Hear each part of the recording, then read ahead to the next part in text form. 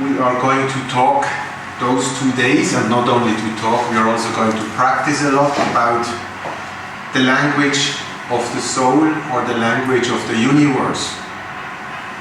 And to understand where this language is coming from and how we channel it, we have to know a little bit more about ourselves. Who are we?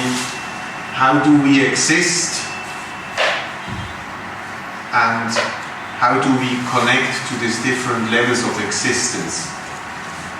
Some of you I know from before. To those of you who don't know me yet, I want to give you a short introduction, so you also know how I ended up doing what I'm doing here. I was born with the ability or the talent of seeing auras, energies. The aura is an energy body around the physical body. We're going to talk more about it. And when I was a kid, I always saw energies and entities. Energies around people with me, entities in houses or ruins, museums, wherever. And as a child, obviously, you don't question what you see. Children, most of you maybe have children, so you know how it is. They just like experience, and they run away and do their life and want to inhale what they see and want to learn from it. And as a child, you don't question what you see. You just take it as part of your reality. So to me, this was how I saw the world as a child, and I never questioned it. When I went to school, it disappeared a little bit, which today I would say thanks God, because that allowed me to have a normal childhood and youth. And it was not difficult for me like for many other, for example, indigo children who are very sensitive when they're in school and they don't know how to handle and to deal with it, especially if their parents don't help them to understand what they have. And when I was 18 and it was about to study, it came back. I guess universe didn't want me to go the traditional way, so it sent me to India. I received a message from my higher self, from the language of the universe, to go to India. And there my wishes started to come back. And I started to work with people who were psychics and healers, who told me how to integrate this talent or gift in my life. We will see that psychic abilities, the intuition, the higher self, is nothing else than an aspect of our soul, like creativity or science. I call it archetypes of the human archetypes. Some people have much more of the talent or of the archetype of intuition, of psychic ability. Others, they have the archetype of creativity or of science. And what's the main purpose in life, in my opinion, is that each person is understanding its own language and knows what mission one has, what purpose one has. And if we know how to communicate with the universe, we will obviously understand these messages and we will know how to integrate them in life. So I was in India and I started to learn about auras, about energies, about entities. And I lived before India, I lived already in South America. So after India I went back to South America and I worked with clients, individuals, doing seminars, and this was 25 years ago, and today I still do the same. And I still love to do it every day. Because it's my passion, and I don't see it as if people ask me what you work, normally I say I don't work. I'm lucky enough and happy enough to do my passion and have in my opinion, good life with it. Learning the language of the soul is not always so easy as we expect, but we have 2 days, so it's enough to get a good idea on the understanding of it. But what's even more important than those 2 days of today and tomorrow is that you are going on practicing what we do here. That's why I told you that you can also, if you want, record the meditations, because those meditations, they're very simple and I keep them by purpose simple so you can do them at home and you don't have an excuse why you don't go on practicing. Unfortunately, it happens more than often, even a lot, that people are coming to a seminar, everything works amazingly and very deep and profound experiences. And a year later when we meet and I ask, how does it go? It's like, oh, I didn't have time, oh, this and that. And then not really a lot changed.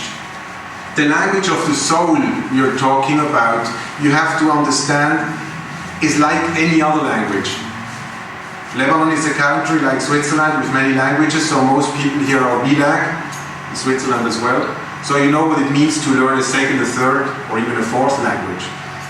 It's not easy, it takes time, and nobody can expect to take a language class of Chinese or Japanese for a weekend and then leave the place and being able to read the whole book in Japanese, but you're going to have a basic idea of how the language functions and works. And this is what we're going to do here. We are going to get a good basic understanding of how this language works and then how we can integrate it in your life. And believe it or not, the language of the soul has actually a structure. It's similar to any other language. If you learn any human language, you start with words, and then with short sentences, and then with longer sentences, and then you learn the verbs and the grammar and the times, and slowly you start to get a better idea. With the language of the soul, it's very similar. It also has its alphabet, it has its sentences, it has its different ways of expressing itself. It even has a future and a past, because through the language of the soul you can get insights about future and past. The language of the soul connects us, how I call it, with time and space, like with dimensions in other time and space. Why? Because through the language of the soul you can connect yourself through time and other dimensions at the same moment. You can go in the future or in the present. You can go to other realities, for example, where the spirit world is, where masters are, ancient masters are, guardian angels are, the souls of the people who are not with us anymore, or even souls who are only about to come, like future babies, for example. The body of your higher self, we are going to start to talk now. The language of your soul is understandable if you know where it's coming from and how to connect to that soul. And that soul actually has a body. And this body is our aura. This here is a picture of me, as you can see, and the camera, there is a camera taking pictures of that, the Kirlian camera. So you can see here a picture of me with my soul body. Each one of us has its unique physical DNA, which makes us unique and nobody else has, and at the same time we also have a spiritual DNA, which is our aura. In the aura of someone we can see where a person is coming from or where a person is going to, and we can see the talents of people. In my sessions, which I'm not doing so much anymore, and before all of you ask me again, no, I don't have any more availability for sessions. Sometimes I can see the soul of an unborn child, and this is amazing because young women or not so young women are coming to a reading, and suddenly I can see behind them the soul of a baby. And what I see in that case is the aura of this baby. By experience, in women who have a soul of a baby, that means that normally she's getting pregnant anything between 3 to 9 months. Now, there are obviously two possibilities if I see the soul of a baby behind someone. It may be that it's an aborted baby or a baby which didn't come yet. So in that case I'm asking, and if I see it's a baby which didn't come yet, then we know that she will get pregnant. obviously the reaction of those future mothers is from A to Z. Some are getting really happy and the others is like paranoid and scared because, oh my God, no. But unfortunately for them, even they are getting pregnant. Once they are pregnant, they're happy too, obviously. But what's most interesting, and this is why I'm telling you that, is that in the aura, or in this soul body, of even an unproduced baby, we can already see the talents of it. We can see if this baby will be gifted with science or with arts or with some spiritual powers. And as I said, I do that more than 25, I do that 25 years now. So imagine like many of the babies I foresaw like 20 years ago, they're adults now. So we can see how we developed what was taught 25 years ago. Under normal circumstances, when we are born, we are in connection with our higher self, with our aura. And children, normally they see spirits, they see energies like I did it. And if we are growing up in an environment which is open for that, then we keep it and we go on expanding this power, this talent. And if not, if our parents like tell us this is rubbish, this is bullshit, stop it, then we're gonna lose it because our parents know everything. And if we see colors and they say that's crap, then obviously it's not true. And we will close it. That's why, at least in German, probably in English too, there is this expression, childish intuition. It's coming from there because a child has still a very pure and natural intuition.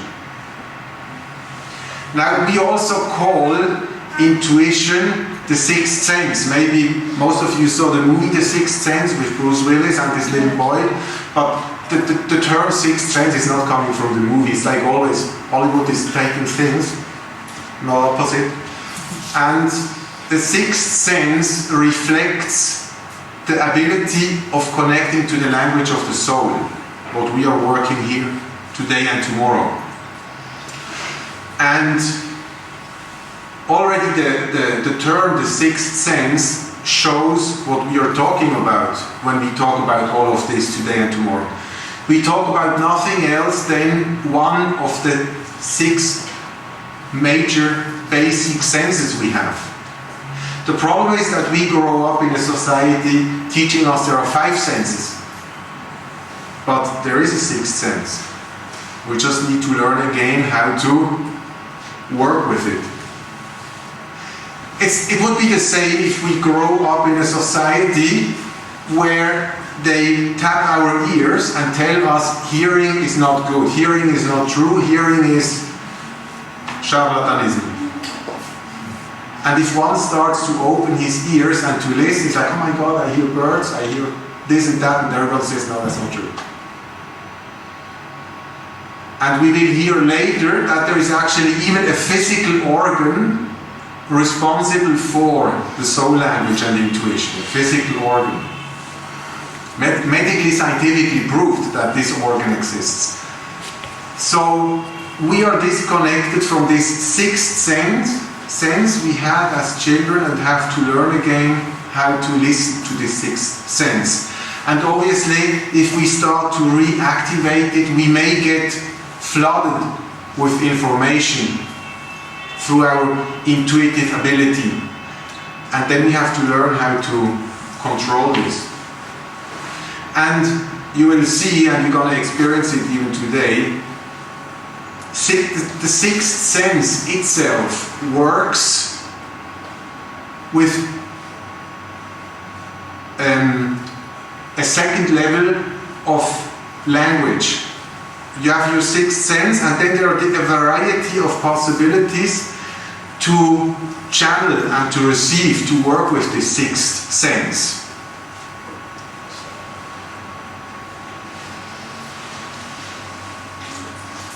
We are talking here about spiritual anatomy. You learn in school about physical, you learn in school about the 5 senses, and you learn in school about the physical anatomy. You learned about the physical body, the bone structure, the nerve system, the muscles, the meat, the physical organs. Most of you are familiar with it, or probably everybody. You know that you need to treat your body and you need to take care of the organs to be healthy. Now, the aura is your energetic body in the spiritual anatomy. Then we have the 7 main chakras. We see them here. They can be compared with the organs. Like you have your physical body, you have physical organs like stomach, intestine, brain, lungs, and you have your energetic body and you have its organs, the chakras. There are 7 main chakras, but then you also have lower chakras. Then you have your 5 basic senses, as we know, and you have also in your spiritual body, you have the senses. This would be the 6th sense. But as with your physical body, here you see the physical body, you have different senses. You have the sense of smelling, tasting, hearing, etc. There are different senses in your energetic body, and this also belongs to spiritual anatomy. So when we connect to the soul, to our soul, to the universe, and if we start to channel information from our higher self, we may receive these informations as images. This would be clairvoyancy, because we see. But then there is also clear hearing. There is smelling, clear smelling. You can smell the universe if you know how it works. You do that, yes. Yeah. We will next do a practice which goes directly to that. So believe it or not, your energy body, your soul body, has different senses like your physical body has different senses. Then we have the intelligence of your higher self. Physically, biologically, we have 2 intelligence. We have mental, rational intelligence, and we have the emotional intelligence. Our higher self also has intelligence. It's the intelligence of the soul of the higher self. Now, when we, in meditations or in a connection with our higher self, channel information from the universe through the language of our soul, we activate also our spiritual intelligence. We will talk a little bit more about that, how it works. And obviously, as when we talk about anatomy and body, there are also exercises for your higher self. There are exercises how to strengthen your body, your organs, your senses. There are exercises to clean the body, the organs, the senses. You have to understand, and this is very important in these seminars, that your higher self, your body, yourself, on this sensitive, intuitive, psychic level, has the same laws like your physical body. Whatever counts for your physical reality, you have to imagine yourself also counts for your spiritual existence. When you do meditations here in this center, or when you do yoga, you do cleansing for your soul. When you do meditations, you do cleansings for your soul. When you go to a church or a temple or a whatever, mosque, well, not so much to a synagogue here, then you also do cleansing for your soul. When you go to nature, you do cleansing for your soul. When you do meditations, activating and cleaning your chakras, it's like when you take a herbal tea, cleaning your intestine. Or if you do a diet for your stomach, you can do the same with the chakras. So whatever you do for your physical body, you do for your soul body. And as more you integrate this in your daily life, as more aware you're becoming of that, And as better you learn how to integrate in your daily life, and as easier it will be to understand the language of your soul. Because you will learn and understand and experience that through your higher intelligence and through the senses of your higher self, you start to communicate and you start to receive information to your rational intuition or your emotional intuition. So we have here the two bodies, the energy body, the physical body, and this is very important too, there is a direct communication between those two bodies. The intelligence of the higher self with its senses connects to your physical, rational intelligence or emotional intelligence and sends messages. It tells you, go left, go right, do this, do that. Your power is this, your power is that. Your talent is here, your talent is there. The place you should work or live is here or there.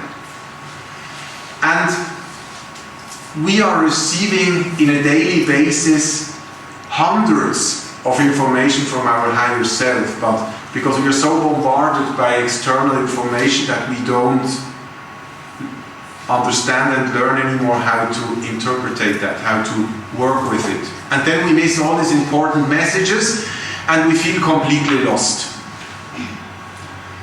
You can also, if you want to picture you that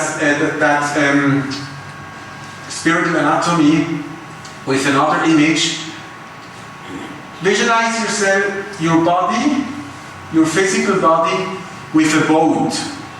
The moment you're born, you leave the harbor. It's almost literally, you leave the harbor from your mother. Now, by nature, from the universe, you are always connected with the headquarters. If you're sailing, I don't know who of you does sailing, if you're sailing, today you have the possibility to communicate with the headquarters, with the base. A couple of years ago we were 5 people, we crossed the Atlantic from Spain to the Caribbean. We sailed 4 weeks, that was amazing. And I did a lot of meditation there, and we had a satellite telephone, and through this satellite telephone we received daily information about the upcoming weather forecast. And the brother of the skipper, he sent us those messages telling us, go further south, change a couple of degrees there or there to prevent heavy storms, big waves. And this helped us to sail around. There still were like huge waves. Still everybody was throwing up, almost everybody on a daily basis. But worse situations were able to be prevented. Now this was thanks to this satellite phone. So why do I tell you this? When you leave this port, harbor of your mother, you start like a sailing boat, your trip. Now obviously you can sail without any connection to your higher self, without any information from the headquarters, which in this metaphor would be the universe, your higher self, your spiritual intelligence. You can do it just like that. You can go blindly without any information. But then don't be surprised if you sail from one catastrophe to the next one. Now, with your intelligence, with your intuitive intelligence, that would be the satellite phone. You connect to the headquarters, which was on the sailing boat example, the brother of the skipper, and with the higher self, it would be the universe, giving us information and telling us where to sail. We are going to do now a meditation to activate our intuition, and in a second step we are going to try to feel already this energy body, the aura. How exactly you will experience through the meditation. Close your eyes.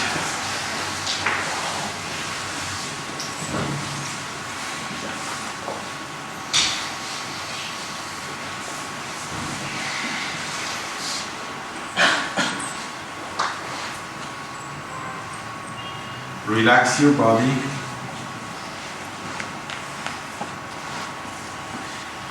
If you want, if it's more comfortable for you, you may also lie down.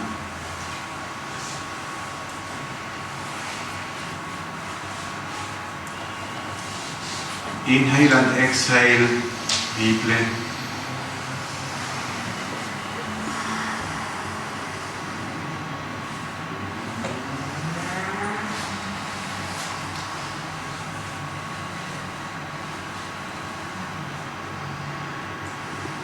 You can visualize in your head a white cloud. This white cloud is absorbing all kinds of unnecessary thoughts. Everything what is not related to this meditation disappears in this white cloud. So your brain becomes completely quiet and silent.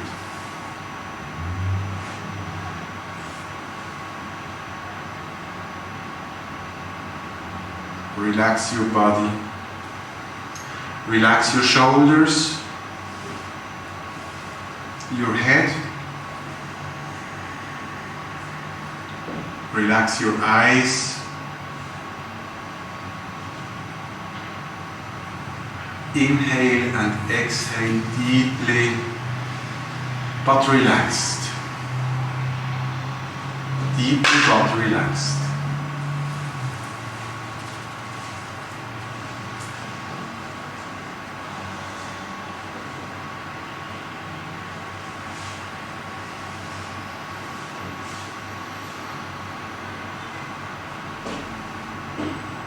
With each exhaling, you release tension, emotional tension, mental tension, but physical tension as well.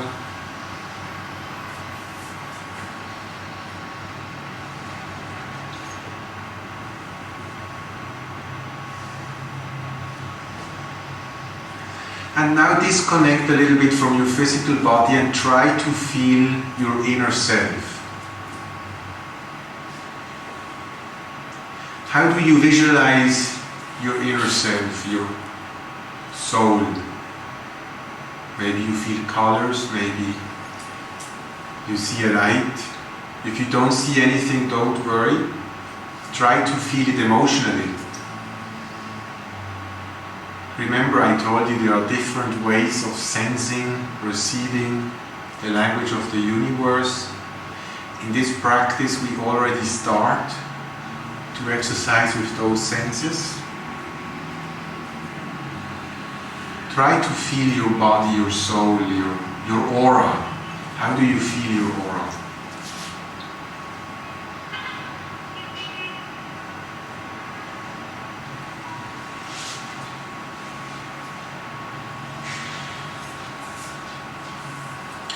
And now we go a step further.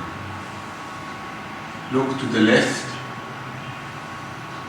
Move your head with your closed eyes to the left. If nobody's sitting on your left side, look to someone behind or in front of you. And visualize with your inner eye the aura of the person you visualize now. This is already a way of intuitive feeling and communicating, visualizing. Try to sense, to feel the energy field of the person you are now visualizing.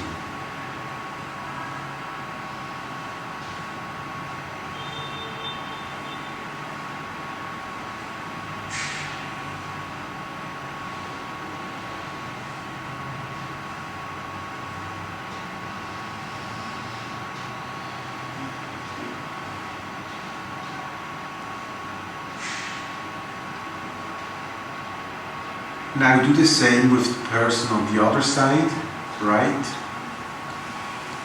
If nobody's on your right side, then visualize someone behind you or in front of you.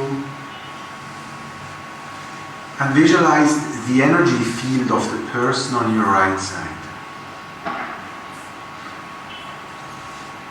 If it doesn't work, visually try to feel the person.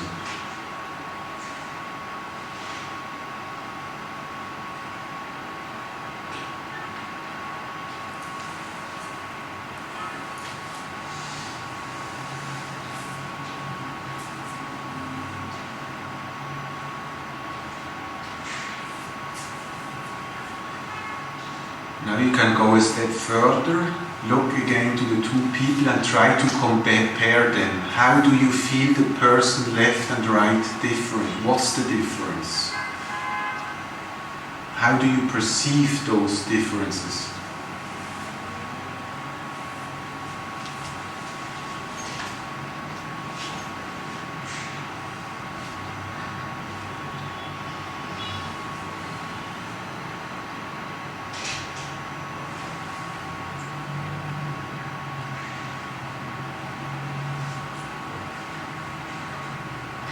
In the same way, like you look at people with your open eyes, you can look at people with your closed eyes, with your intuitive eyes.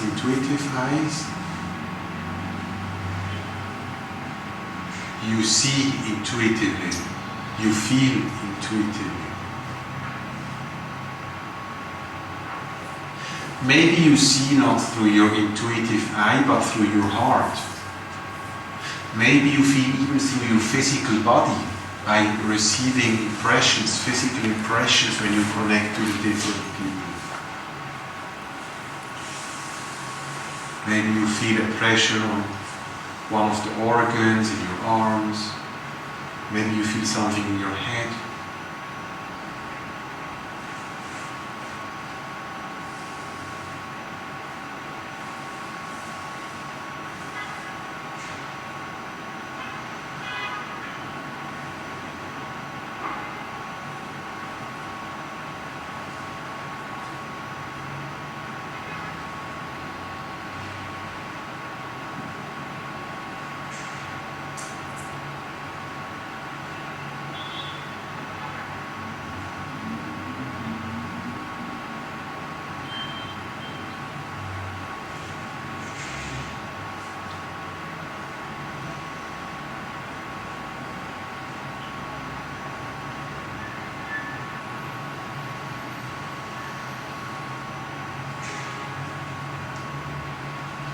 Now disconnect from the people, reconnect to yourself, bring your soul back in your body,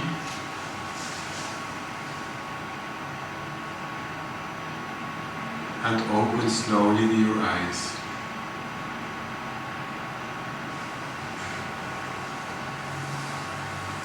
And then look at the two people, look at them. Compare the way you see them now with your third eye.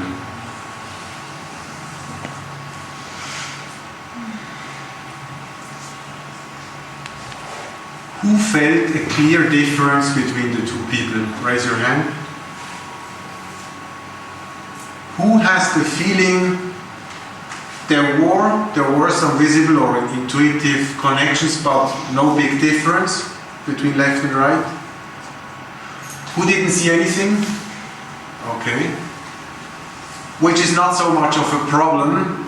Most of the time this happens at the beginning. We are just coming from maybe work, from many things in our heads. We need to disconnect ourselves a little bit. By experience, I can guarantee you that everybody of you can connect to that reality. Especially because normally nobody is coming to such a seminar without the call of the soul, like your soul called you to learn more about it, and this is because there is something. You can do it too, otherwise you wouldn't be here. So, who had visible images? Who could see? Raise your hand. Who had more like an emotional visualization, physically, feeling, something else I didn't mention? Color. Sorry? Colors. Colors, but colors are visual. Yes. Yes, colors, yeah. This colors is clairvoyancy. Emotional, what also a lot of you have is clear feeling. Clairvoyance, clear feeling. So we already have two different intuitive perceptions. But I feel protection in my hand, somebody here already. Yes. As if protecting me from you, perhaps, I don't know, or for what's happening, but I'm very relaxing with her. Very good. Nice. Yeah, we all have our entities protecting us and guiding us. If you have seen something interesting for one of your neighbors you would like to share with him or her, you can do it. Now if you want, if not, don't worry, you don't need to, but sometimes people receive interesting messages or images, so... Yeah, is it possible to see like almost a conversation? Yeah, you also can see or feel a conversation, yeah. Kind of, that's what called telepathy. Okay. I just tell you. Yeah, so agree.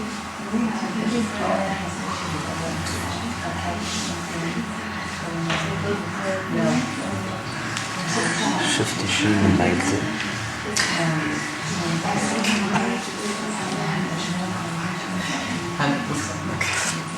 أنا وصل الأنجل عندي وصل الديكار Myself and the other also my person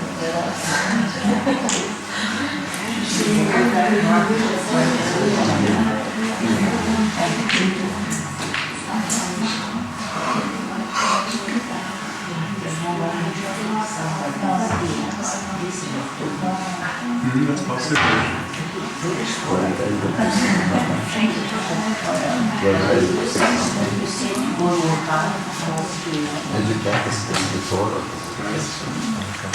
Good.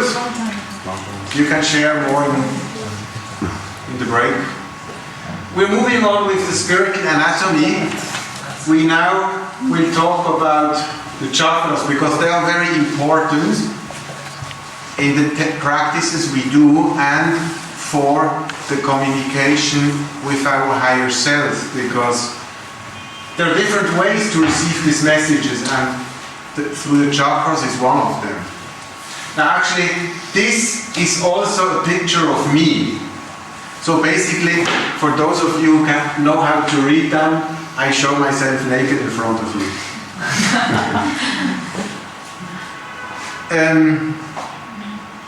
This is you see, it's the same colors here. So this is both me. And here are the 7 chakras. Normally we start to count from here and go up 1, 2, 3, 4, 5, 6, 7. In some philosophies they work with 5 main chakras. The Buddhists, some Buddhists, they take together the first and the second, which are like the earthly chakras, and the 6th and 7th, which are the connections to the universe, the spiritual chakras, if you want to call it like that, the 6th and the 7th. We start, those of you who don't know what each chakra means, you should maybe take notes, so you know it for later. Does someone not know what the chakras is? Raise your hands. Okay, most of you know, so I will not go too deep in it. So we have the first down here, which is work, health and money. This is the red one here. Then we have the second one a little bit below under the belly. This is reproductive creativity and sexuality. Then we have the third one is the solar plexus. Is self-esteem and trust. These are like the very basic interpretations, but good enough. Then the heart chakra, emotions, love. The 5th chakra, the throat, creativity and communication. And now, and those 2 for us here in this seminar are the most important ones. 3rd eye, 6th chakra, intuition, telepathy. Crown chakra, connection to the soul. Now, with what we do, we work a lot with those 2 chakras. Now, if we had let's say, painting classes or seminar or piano, we would obviously much more work with the 5th, the throat, which is creativity and communication. If we would have a seminar, let's say, about leadership and business, we would work a lot with the third, self-esteem, trust, but also the fifth, communication, leadership. If we have a Kama Sutra seminar, it would be the second chakra. So, depending on what you practice, you integrate, you also work with the different chakras. Now, for spiritual anatomy, to know the chakras and also to work with them is very important. And especially if we are doing a lot of practices and meditations like today and tomorrow, it's very important that we always clean them again. Why? Again, remember what I said before, if you work spiritually and with your higher self, with your spiritual body, it's like if you use your physical body. So what are you doing if in June or July or August you're going to run on the Corniche for 2 days? You have to shower sometimes, you go for a swim in the bath, you change clothes, obviously, and the same we have to do with our spiritual body. We also need to clean it and to change clothes. And this we do through meditations, which we can compare with cleansings and cleaning. And this is what I call spiritual hygiene. Before we go on with the spiritual hygiene, we will do a meditation, a basic meditation for spiritual hygiene. And this is a meditation I would recommend you to do on a daily basis. Not different than, at least I hope that all of you shower once a day. So the same energetically with your light body, it also needs its daily cleaning or cleansing. You probably heard or read or experienced it yourself, that when you work spiritually and intuitively and with your higher self, and if you become sensitive to yoga and meditation or whatever, prayers, you get to a point where you don't stand anymore to be together with people who are not in the same energy like you, or it's difficult for you to go on crowded places. Why? Because you're becoming more sensitive, your spiritual body is becoming more open, more strong. By that you receive more energies from outside, and this can be very disturbing. Again, we go back to the physical example. Imagine yourself being in a place like this with 100 clochards, beggars, who didn't clean themselves and showered and changed clothes for weeks, didn't brush their teeth. I mean, just try to picture how it smelled, how your senses would react. You would come in, you would feel pity, maybe you would distribute some coins, and then you would leave as fast as possible. Now, the same happens if you're connecting yourself to your higher self. You start to become clairvoyant, clear feeling, clear sensing, clear hearing, and then you're gonna react obviously different on people's spiritual appearance. And being in a place where people don't work on themselves is like being in a place like that with clochards and closed doors and windows.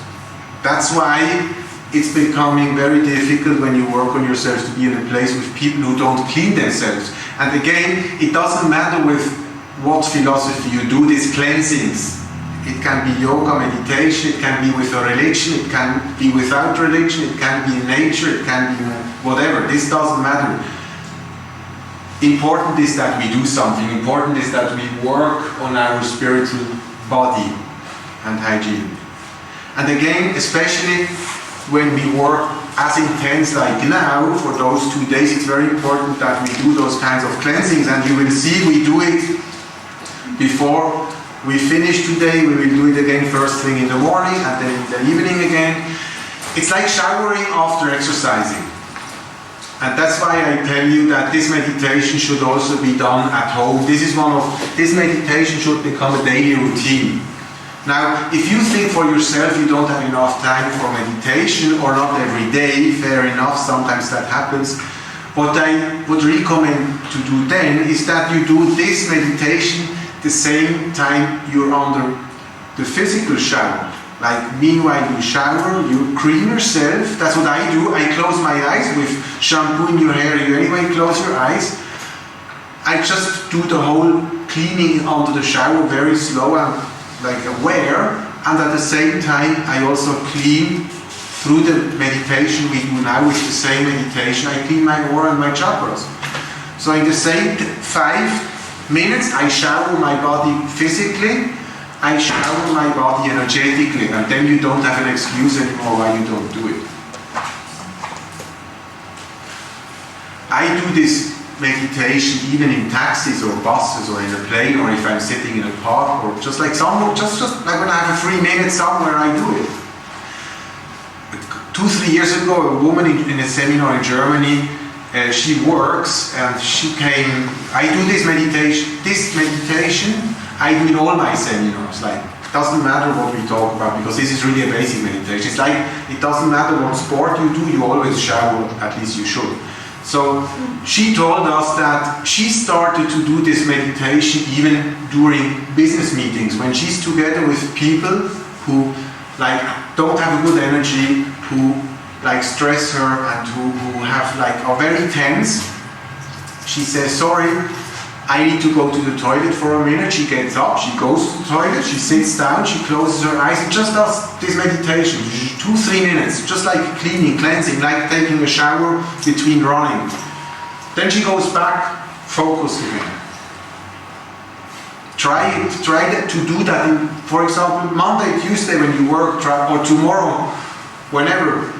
Do that as well. When you're in a situation you don't feel good, you feel stressed, you're kind of worried. If you can, just at the same spot, close your eyes, do it for 2 minutes. Don't do it driving. That's not a good idea. You will see the difference. Good. So let's do the energetic cleansing of your body.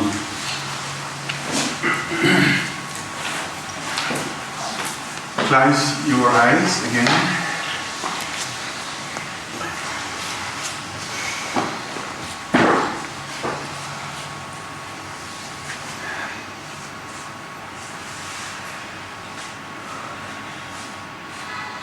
Relax your body.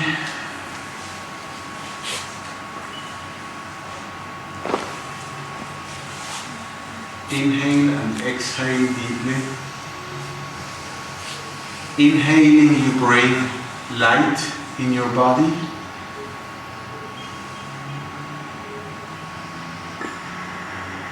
Exhaling, you release stress and tensions.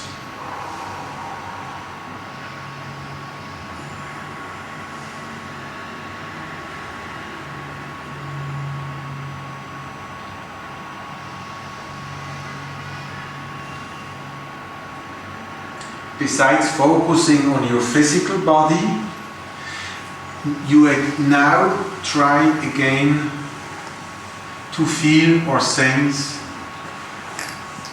your light body, your aura.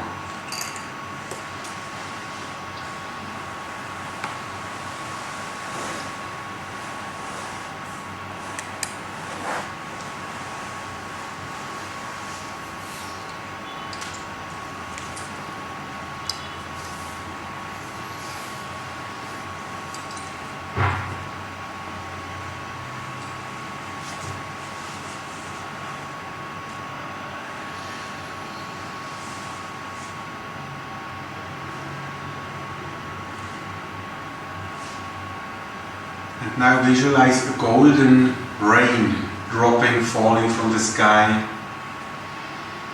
cleaning your aura. This golden rain is pure light, pure positive energy.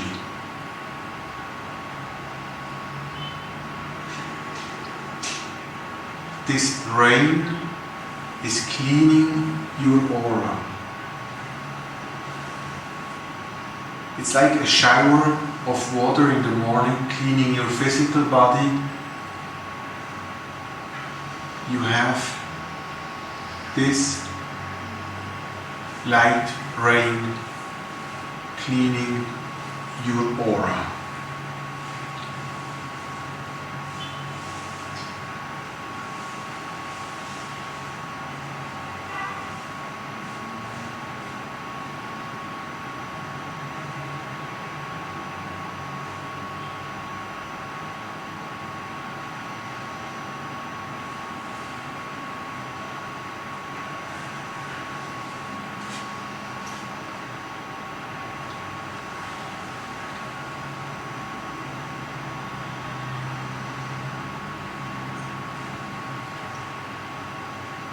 If you feel or sense your aura, and on one or the other spot in your aura you feel tension or something not so clean, put more of this light, of this rain to that spot until you feel or see or sense that your aura is completely and fully cleaned.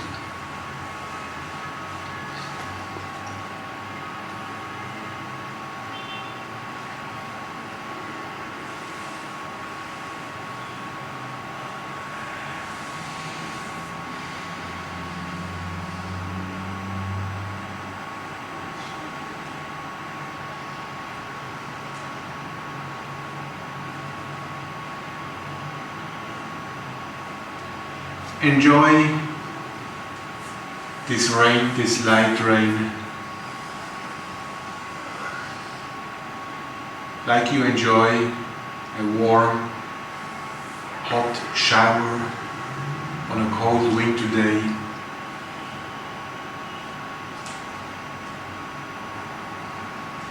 If you can feel or sense your 7 chakras, try now to go to each one of them, to see how they are, and if you feel them a little bit weaken, you send a little bit more of the light there.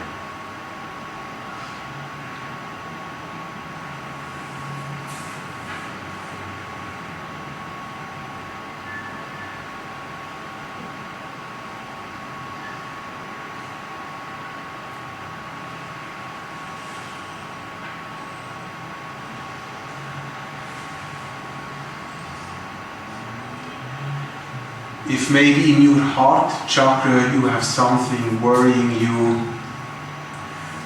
let it be washed away. If in your 3rd chakra, self-esteem and trust, you have some fear, let it be washed away.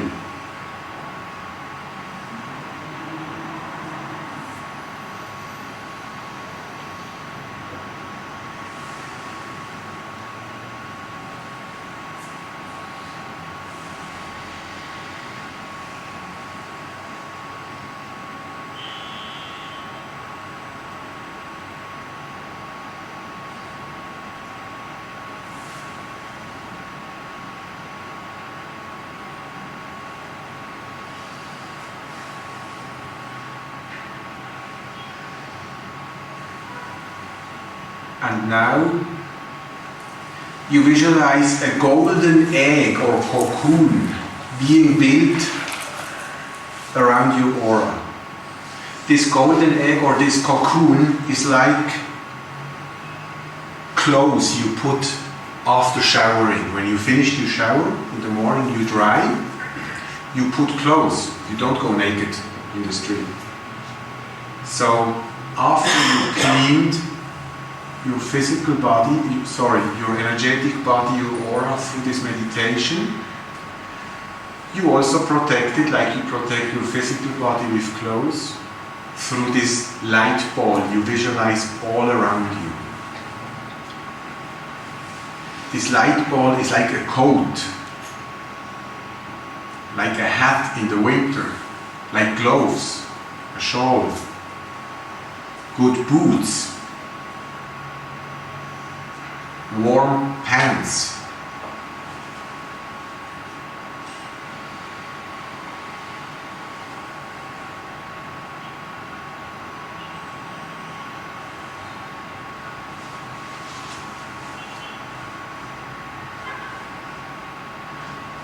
And if you feel that you're well enough protected, this cocoon is strong and good enough, you may slowly open your eyes. If you feel it needs a little bit more power, you can keep them still a little bit closed and visualize it more.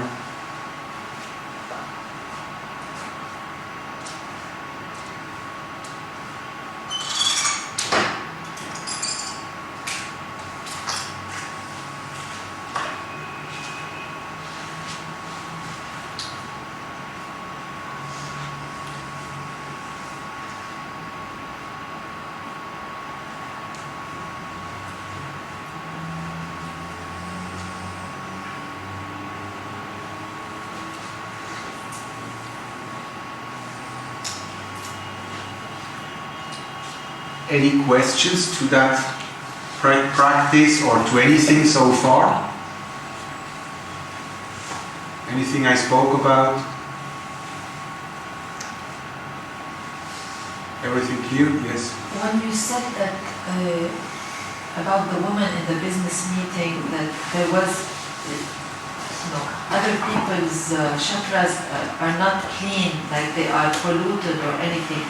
This is when you feel like negative energy coming from the people. This is what you mean? There are different symptoms you can receive. One is that you feel negative energy from the people. Another possibility is that that you feel tired. That you feel that they, not necessarily that you feel negative energy from them, but you feel how they take energy from you. This is when we do this meditation of now, you can prevent such influences. Especially with this protection around the aura, it won't be as easy anymore to penetrate in your aura and to affect you or to take energy from you. Those people who take energy, I call them parasites. And there are two different kinds of parasites. There are those parasites who do it consciously. They wake up early in the morning and their first thought is, okay, who am I going to screw up today? And whose life am I going to do miserable today? And then there are the others, they don't do it consciously and not by purpose, but it's like in their nature, it's in their subconsciousness to take energy. By the way, sometimes this happens by people who have something missing, like who have energies missing. Their higher self, almost in a kind of survival mood, takes it. Or people who are sick, physically sick, without realizing, some, not all of them, of course, but some of them, their higher self takes energies from healthy body to strengthen his own weakness. And if you become aware of your surrounding, if you connect to the spirituality of other people, you know who is a parasite and who not. And if you can, you simply prevent to be with this kind of people. By the way, those pictures here, these are again are two Kirlian cameras, sorry, not cameras, photographies, from the same person. A friend of mine, the other pictures of before of me and those two, they are made in Panama a couple of months ago. This is a friend of mine. She went the same day I went. She went with her husband to take pictures. And the same evening she had the idea to do a test. She wanted to see what happens with her aura when she does cleansing. So for 2 days and 2 nights, she did everyday meditations. Cleansing a lot. She went in nature, she did cleansings. The 3rd day, she went back to do a new picture of herself without telling the person anything and compare. You can see the difference. Here it's more yellow, reddish, and this after cleansing, yellow. So see, you can see the difference in the aura from the cleaning, before and after the cleaning. Your aura now looks about the same. After the meditation we did, your aura is now like that. Before it was like that, or had green, red, yellow, whatever, but yellow not so much, but violet for example, and here it's basically only yellow. It's only if you see color, character, like red, blue, like this, it is not, it's sick aura. It depends, because we will talk about that too, but because not everybody has the same translation of this language. But I see myself now only color too much. Yeah, then your third eye is open and you can see the aura. Good. Now what we are going to do is a meditation, a practice, where, and this would be good if you have something to write on you, where you are going to connect to each one of the chakras, visualize it, feel it, to see how it is, if it's open or not. This meditation is very important already to connect to your inner self and to start to communicate with your higher self. And this meditation can be very helpful even in daily life. Imagine you have a business meeting tomorrow. You prepare yourself with everything what you have to do, and suddenly you feel insecure, but you don't know exactly why. So when you do this meditation we do now, you can see which one of the 7 chakras is blocked. And welcome to Lebanon. Which one of the 7 chakras